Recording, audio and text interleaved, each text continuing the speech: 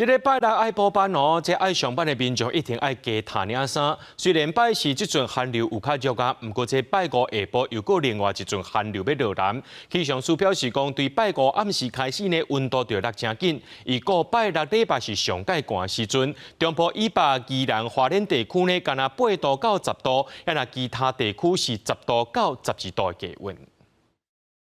玉山北方山头看一颜色，虽然拜四寒流有减弱，不过温度依然真低，所以玉山北方气象站阁有一寡积雪。气象署强调，拜五下晡会有另外一波寒流接咧到位。拜五暗，全台湾各地头降温的速度会真紧，中部以北甲宜兰花莲会出现8度至10度的低温，其他所在也拢剩10度到12度。在周六的晚上开始，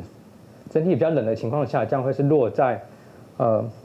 中部以北以及宜花地区都是有机会来到8至10度的低温，而其他地区也加上10到12度，温度真的非常的明显的寒冷哦。气象署表示，未来这波寒流会持续影响到后礼拜一、拜四暗到拜五规天，北部、东半部地区可能会落雨，拜六开始转大冷，雨水渐渐减少。从周六到下周一，受干冷空气影响，所以整体的降雨的一个区域会稍微限缩，会由原先桃园以北地区逐渐限缩到大台北、基隆北岸以东半部地区。气象署表示，拜四到拜六透早水气较高，中部3000公尺关山有机会搁落雪，也若北部2000公尺、东北部1500公尺关山礼拜也有可能落雪。气象署提醒民众，天气变化大，拜六礼拜上寒，全台冷叽叽，民众一定要加脱衫，随时注意家己的身体状况。记者张家嘅谢桂林台北报道。